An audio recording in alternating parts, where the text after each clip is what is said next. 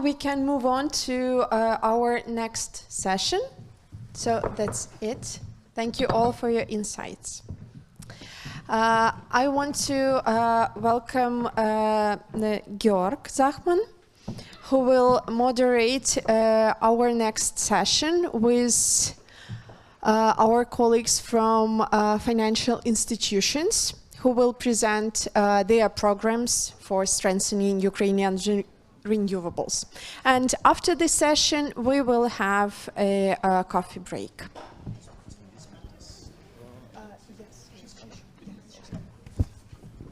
Okay. Yes. Good afternoon again from my side. We are now talking about international programs strengthening Ukrainian renewables, and I think it's a relatively important question because it's where the big money is.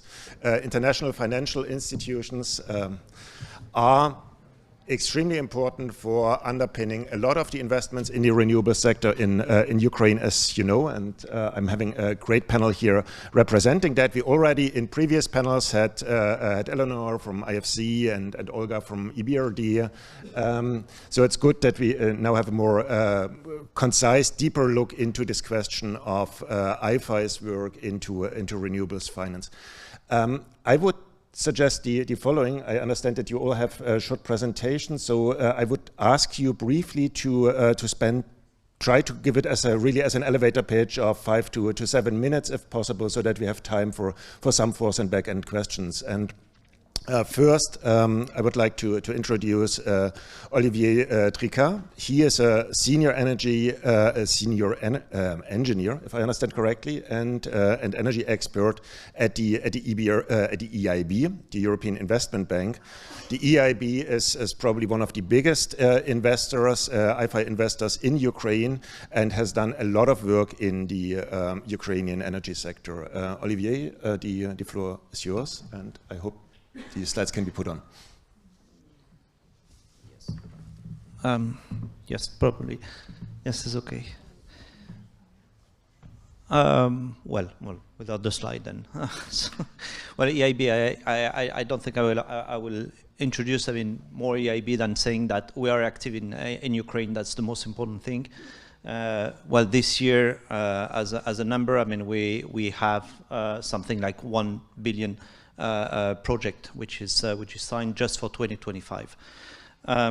So, yeah. So, oops. Okay. Well, the quick presentation. We are very active, obviously. In the energy sector. That's one of our priority. We have put in place, in fact, a country strategy, and in particular, an energy action plan back in 2023, where we are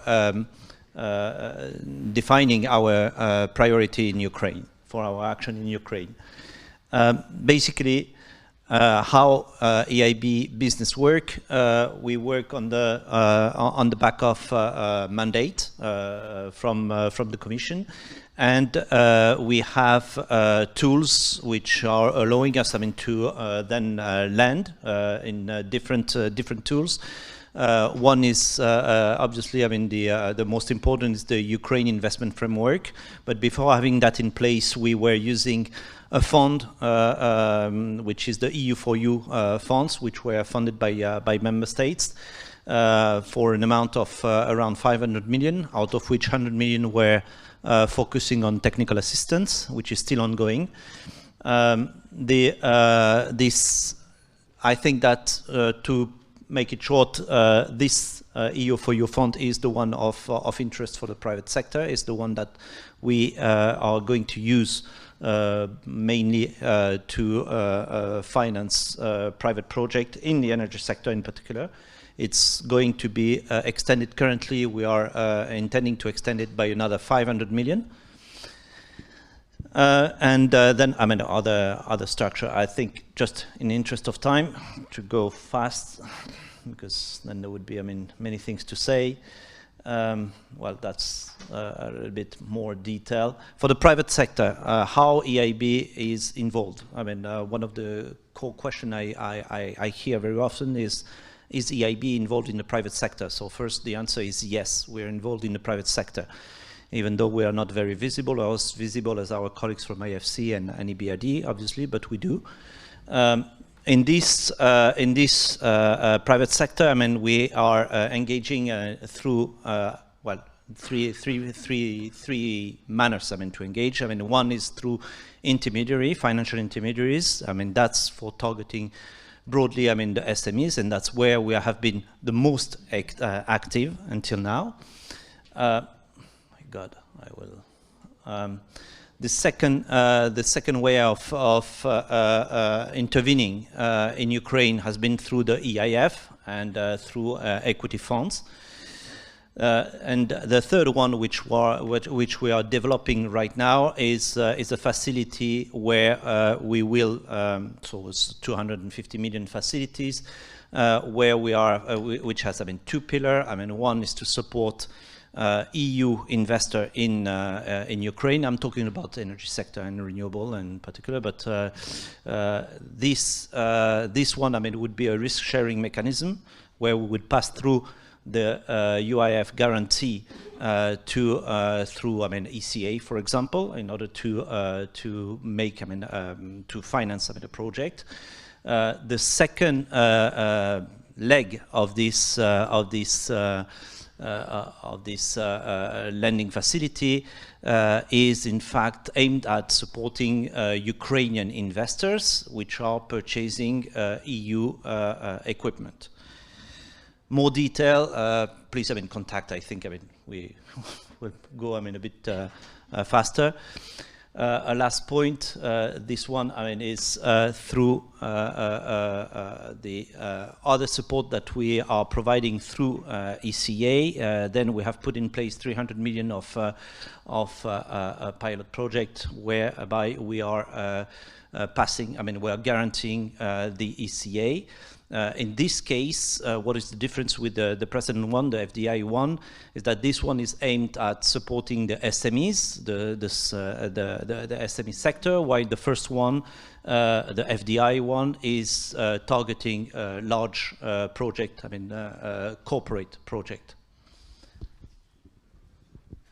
Thank you, Olivier. Maybe one or two questions back. So, if I understood correctly, you have a 250 million line for the energy sector, of private part of the energy sector. If I got that correctly, I mean, if people here in the audience from developers and projectors are coming to you, which would be the tools that you would offer them from EIB, just to get it? Well, sorry. I mean, I misrepresented. I mean, what I wanted to say. I mean, these 250 millions are targeting the private sector. So it's support to the private sector. It's a new tools that we are putting in place.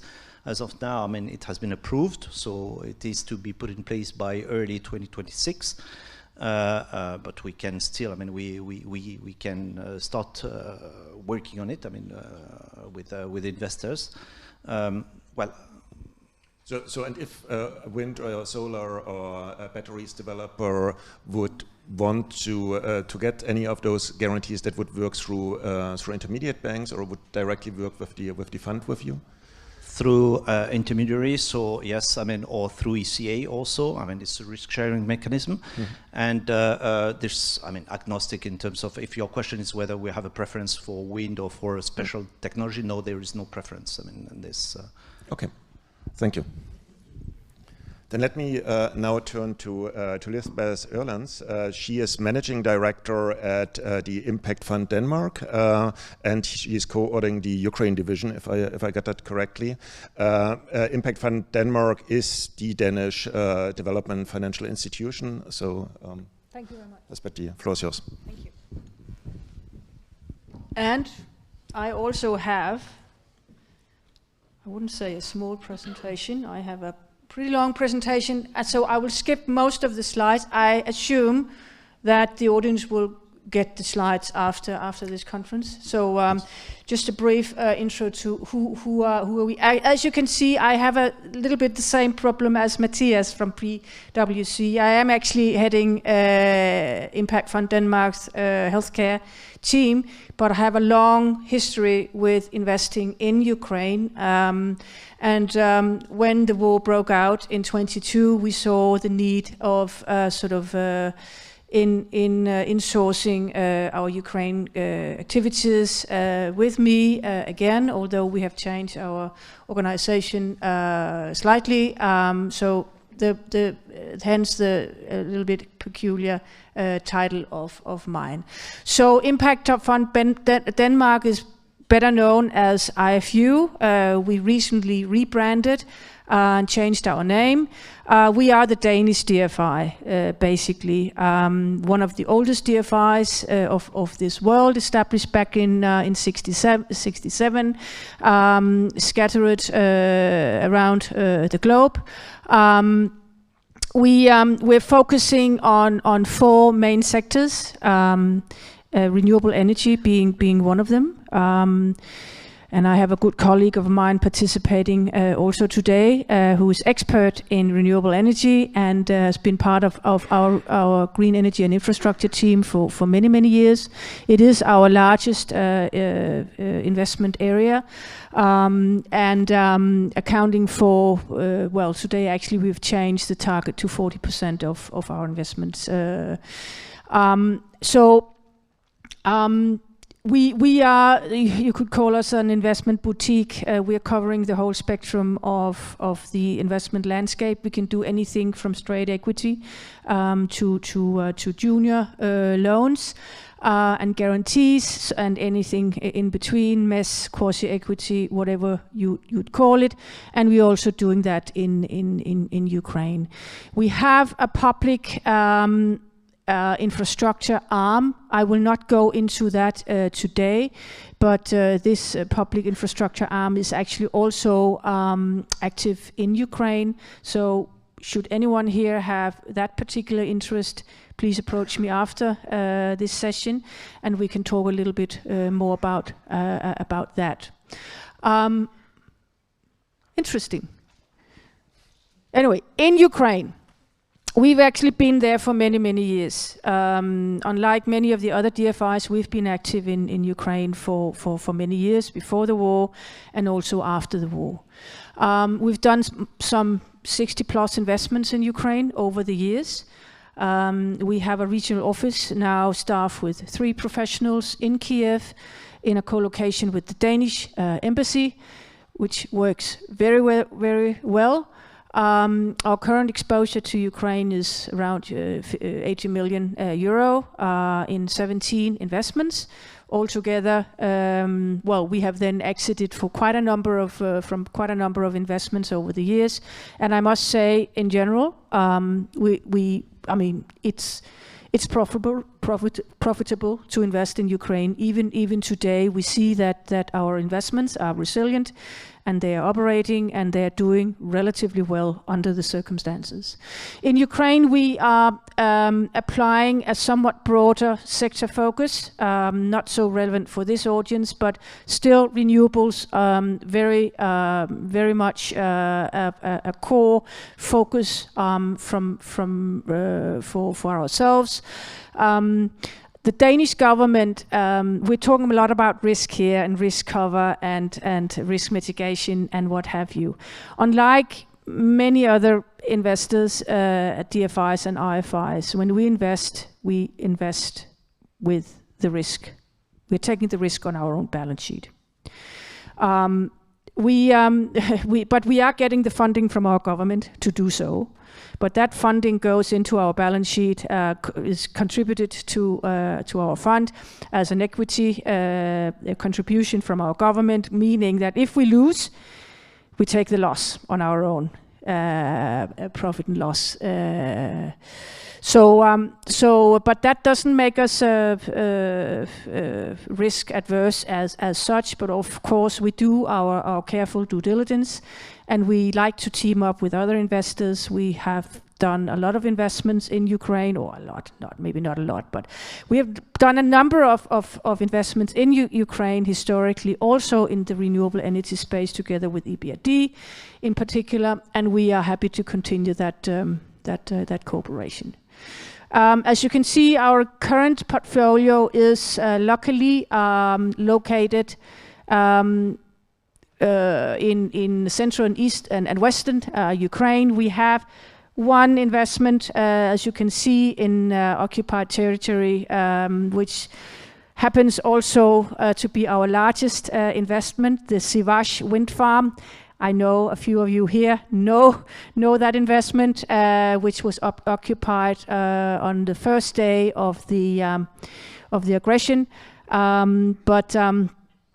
But that's how it is. The rest are doing quite well. As you can see here, we are historically we've done a lot in agri, but we have also done a few renewable projects, and we are currently also looking at 3-4 potential new investments. I think the investment space on renewables somehow dried out after 22, but we are, like yourselves, seeing it come back now, and we are very eager to discuss investment opportunities. So we have funding.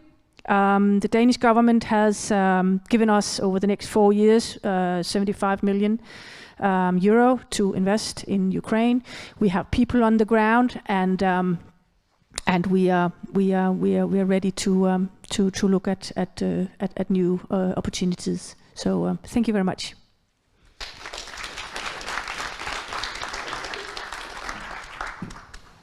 Thanks a lot, Lisbeth. So if I understand correctly, you're wanting to increase your exposure in the renewable sector in Ukraine, so it's not kind of stabilizing, but potentially increasing. Yeah, so we are opportunistic. I mean, we are looking at the 4 sectors you saw on my slide, but obviously renewable energy is our core focus as a fund all over the globe, and we are first and foremost an impact investor. So yes, renewable energy in Ukraine makes a lot of sense. But obviously we are also a commercial investor. I need to say that. I think it goes without saying when you talk about IFIs and DFIs. So obviously we also need to look at the risk. Okay, thank you. Then I would like to give the floor to Gunilla Nilsson. She's from Swedfund, and she's their investment director and head of energy and climate, so from Sweden. As I understand, you recently have been to Kiev, so the floor is yours. Many thanks. So let's put it this way. Yes, I mean, essentially we are the Swedish equivalent of IFU, as I still think of you, or the little sister of IFC and EBRD, one can also say. So we are 100% owned by the Swedish government. Historically, we have primarily focused on regions other than Ukraine, but I think that we've had quite a historical shift in the last 2-3 years, which really has to do with the Swedish government's strong support for Ukraine. They have provided us with specific funding for us to invest in Ukraine, and we have really shifted our attention so that Ukraine is by now the country that where we're spending hands down the most time and effort on, which is very encouraging.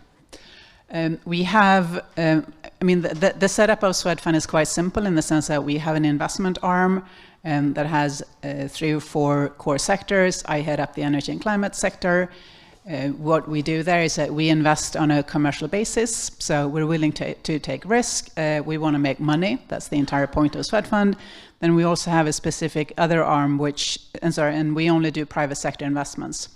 And then we have another arm, which is essentially providing grants to public sector entities to help do project development, and they are also very active in Ukraine. In terms of what we're doing, I mean, the entire point of what we're doing in Ukraine is that we're doing private sector development. We are here to help support the reconstruction and the continued growth of Ukraine. We do that by really making commercially driven investments. I mean, there's been a lot of talk here about various risk mitigation and so forth. I mean, we are now building our pipeline. We are willing to proceed as is.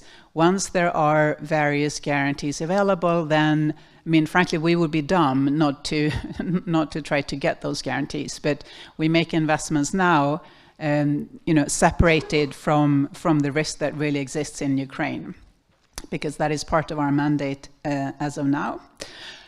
As such, we have an office in Ukraine. We are expanding. We are hiring new colleagues, both on the investment side and also on the ENS side, so that we can really build up and have quite a strong team there. In addition to energy and infrastructure, we're also looking at, similar to IFU, we are looking quite a lot at agri, the food and agri sector, as a way for us to invest. As an aside, I should say that there is no requirement that there be any kind of Swedish content whatsoever. We are completely agnostic when it comes to that. Similar to what Eleanor explained, we also just assess investments on a commercially driven basis, essentially that we look at what is the commercial risk and how do we price that. We're looking to do both equity investments and also debt investments on a corporate loan structure, or we do project finance. And I think you, Alina, put it really nicely in the sense that we should all be here to sort of try to see how can we reimagine Ukraine, and that's what we're doing. We are completely agnostic in terms of fuel, the kind of technology, as long as it's renewable energy. We're very willing to also have discussions about different kinds of structures, different kinds of structuring investments and so forth. And we do a lot with other IFIs and DFIs. I think that, put it this way, we are building our pipeline quite strongly. So if you have projects and you're not already speaking to us, please do reach out. Thank you.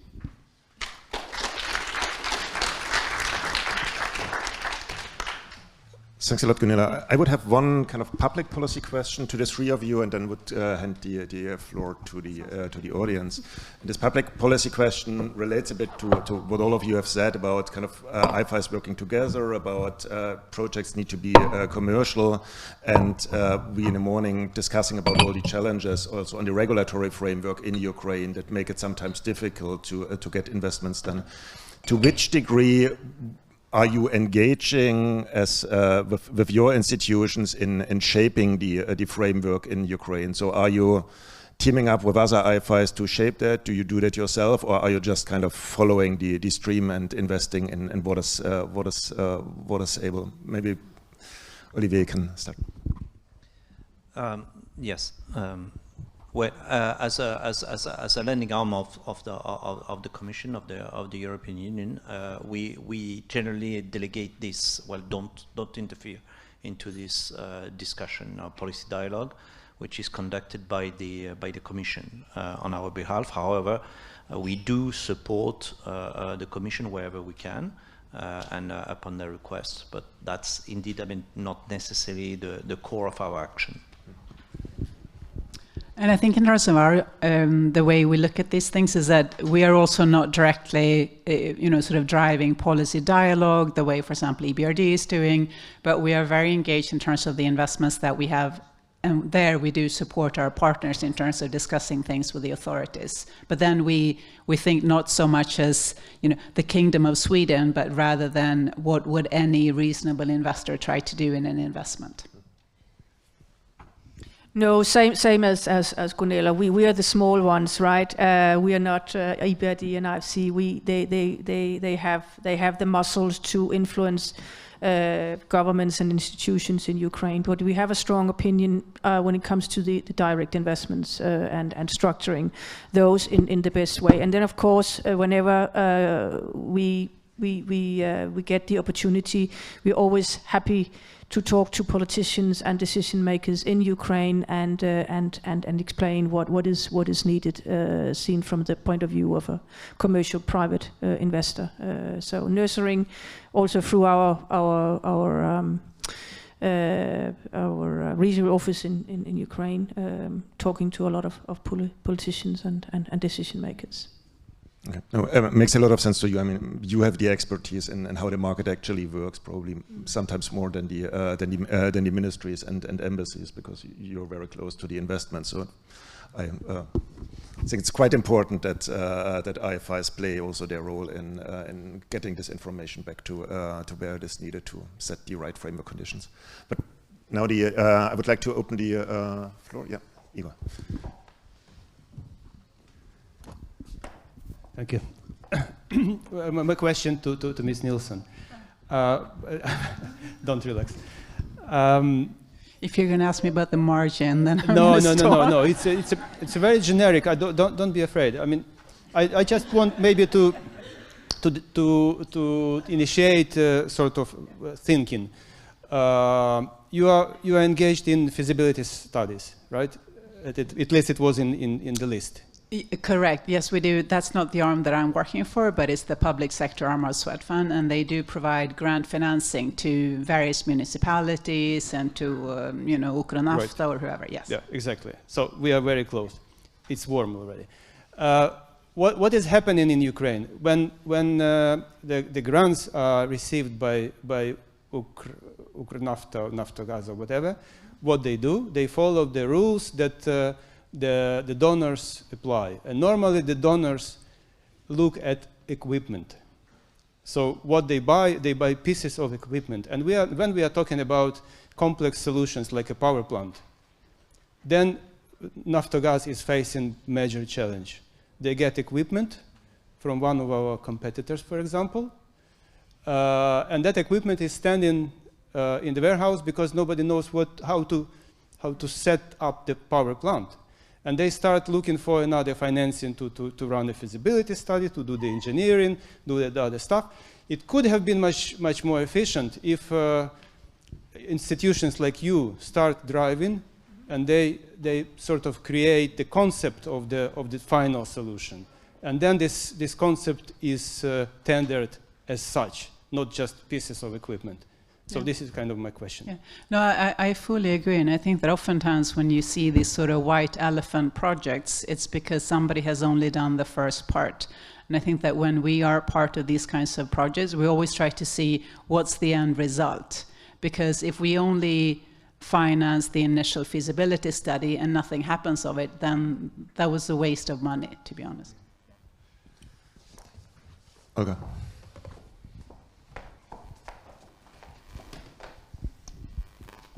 Sorry, just to echo what Gunilla said, and I think we still have not communicated with you, Igor, for quite some time, because EBRD is doing what you're asking. We are putting together donor funding, and we are funding complex project solutions to make sure not only. For Ukronafta as well, Igor. For Ukronafta as well. We just need to meet and talk.